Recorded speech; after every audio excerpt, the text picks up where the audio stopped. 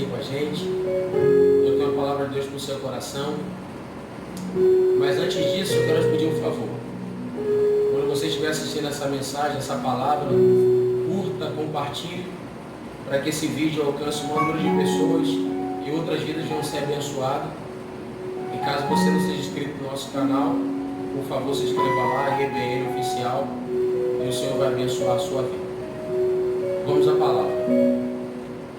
Evangelho de Mateus, capítulo 14, a partir do versículo 22, diz assim a palavra do nosso Cristo. Em seguida, ordenou que os discípulos entrassem no barco e fosse adiante dele para o outro lado, enquanto ele despedia a multidão. E uma vez que despediu a multidão, subiu ao monte para orar à parte. Quando chegou a noite, estava ali só. E o barco já estava no meio do mar, açoitado pelas ondas, porque o vento era contrário. Mas na quarta vigília da noite, Jesus veio até eles andando sobre as águas. E os discípulos, ao verem andando sobre o mar, assustaram-se, dizendo: é um fantasma. E puseram-se a gritar, cheios de medo. Porém, em seguida, Jesus lhes falou, dizendo: tende bom ânimo, sou eu, não temas. A nossa vida é uma embarcação. A nossa vida é um barco. Nós estamos navegando pelas ondas da vida. Em alguns momentos dessa vida, a gente vai estar em águas tranquilas, nós vamos estar em mar calmo, só que em alguns momentos as ondas vão se levantar. Aqui Jesus dá um exemplo para nós muito grande sobre isso. Jesus mandou os discípulos entrarem no barco. A ordem de Jesus é muito clara: entre no barco e vão para o outro lado. Jesus ficou com a multidão, provavelmente orou, abençoou a multidão, os despediu, e ao invés de ir ao encontro dos discípulos que nessa altura já estavam navegando mar adentro, Jesus vai ao monte orar. Enquanto Jesus está orando, a Bíblia fala que os discípulos já estão no meio do mar. Aqui nós já temos um movimento, aqui nós já temos uma ação.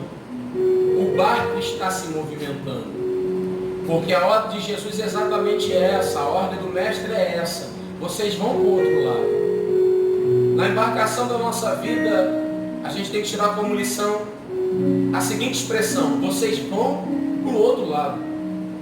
Porque se a nossa vida é um barco, a gente não pode estar parado. A ideia é a gente estar se movimentando. O nosso navio não pode estar ancorado. Só que a Bíblia fala que os discípulos estão no meio do mar.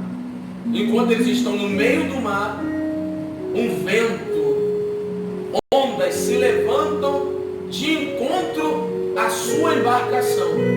Só que eles já estão no meio.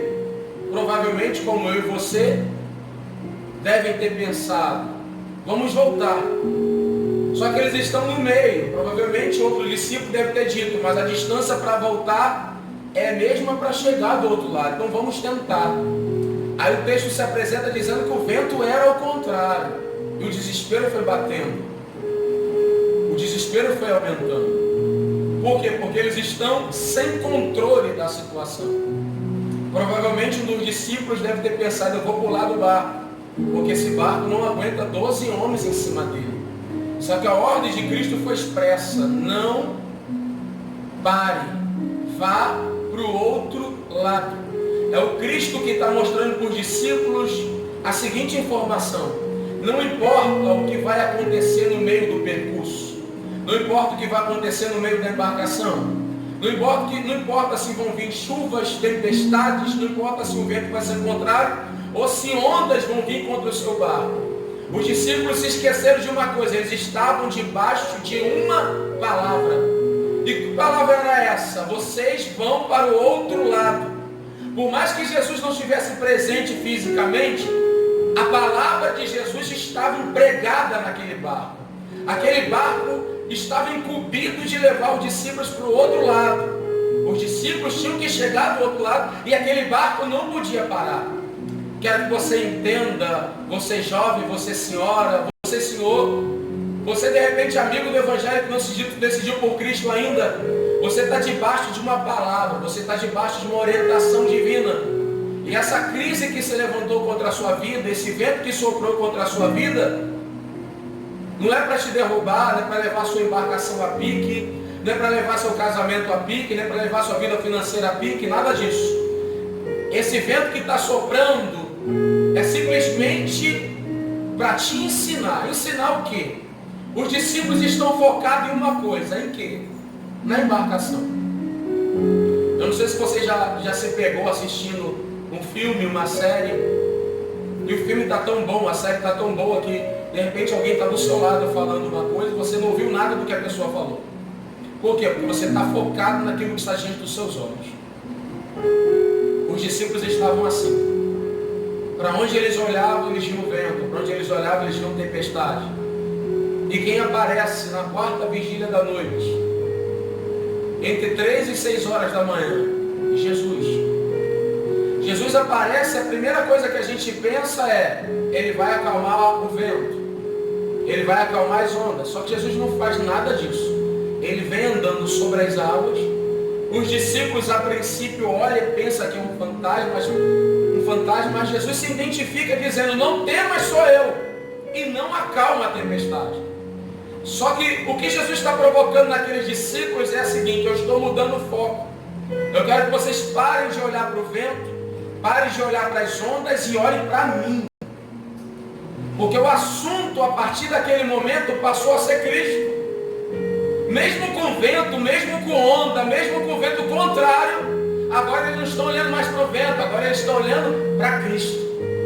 Porque antes de Jesus tirar o seu barco, a sua embarcação, antes de Jesus tirar esse pensamento que você está, de repente querer pular do barco, querer de repente pular do barco do seu casamento, do barco do seu emprego, do barco da sua vida, Jesus quer tirar você desse foco, de olhar somente para o problema, de olhar somente para a dificuldade, de olhar somente para a tribulação, de olhar somente para as adversidades que se apresentam diante de você e passar a olhar para Ele. Isso é lindo, porque Jesus passou a ser o centro da atenção.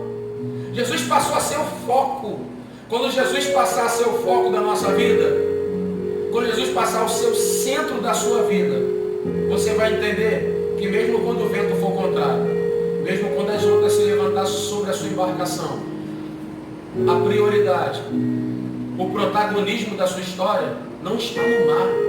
O mar ganhou o antagonismo. Agora quem está roubando a cena é Cristo, porque todos estão olhando para um Cristo andando sobre as águas. E eu quero te dizer que Jesus está fazendo isso na sua vida hoje.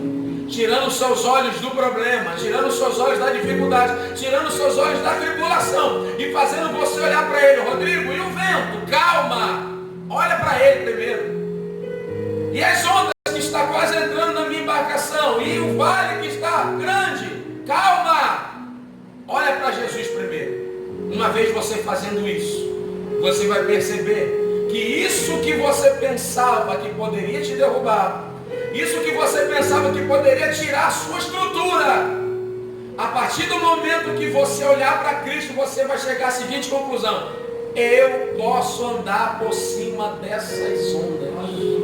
Porque antes de Jesus chegar, a expressão era, vamos morrer. Depois que Jesus chegou naquele mar, naquele vento, naquele mar revolto, um dos discípulos, representando a todos, disse, se é o Senhor mesmo, permita-me ter contigo. A resposta de Jesus é clara, venha. Jesus estava ensinando para aqueles que estavam dentro do barco, essa onda não pode te matar, porque se você estiver olhando para mim, eu sou maior do que essa onda. E quando os seus olhos estiverem em mim, você vai entender que eu sou maior do que esse câncer, eu sou maior do que essa luta, eu sou maior do que esse vírus, eu sou maior do que essa tribulação que você está enfrentando. Porque antes de Cristo aparecer, o protagonismo era a onda. Depois que Jesus aparece, tudo muda. Ele não precisa acalmar. Ele não precisa acalmar o vento. Ele não precisa acalmar as ondas. Ele só precisa chegar. Se você deixar ele chegar na tua vida, se você deixar ele chegar no seu coração, se você deixar ele ter acesso às ondas bravias que tem sacudido a sua embarcação, não vai precisar você pular. Não vai precisar você sair daí. Não vai precisar você mudar de posição. Permaneça. Porque aquele que pode mudar o quadro, mudar a situação, ele está chegando no mar revolto. Jesus chega no mar revolto. Pedro afunda. E quando Pedro afunda porque olhou para o vento, Jesus o levanta. Só que Jesus não o levanta para Pedro continuar andando sobre as águas. Jesus levanta Pedro do fundo das águas para fazer Pedro voltar para o barco. A ordem de Jesus era uma: eu vou tirar Pedro do fundo do mar para ele voltar para o barco. Jesus pode te tirar dessa situação? Pode. Para você voltar para o barco. Porque andar sobre as ondas é uma vida de aventura. Mas a embarcação é o porto seguro. Andar sobre as ondas é ter uma noite de aventura. Mas estar no barco é ter a permanência de Cristo guardando a sua vida. Então, entre a aventura de andar sobre as águas, entre experiências extraordinárias, prefira a direção do Mestre. O Mestre pegou Pedro pela mão e o conduziu até o barco. E nesse dia você entenda isso. Não pule do barco. Aconteça o que acontecer. Sopra o vento que soprar. Cristo está vindo ao seu encontro. Cristo está vindo até você para colocar as coisas no seu devido lugar. A Bíblia diz que quando Jesus coloca os pés no barco, o mar se acalma, o vento para, e eles chegam até o outro lado. Porque quando Jesus entra na nossa embarcação, todos os mares, tudo aquilo que sopra contrário, tem que parar. Porque Jesus no barco não é garantia de que não vão haver tempestades. Jesus no barco não é garantia de que o vento nunca vai soprar. Mas Jesus no barco é garantia de que o barco nunca vai afundar. Não pule.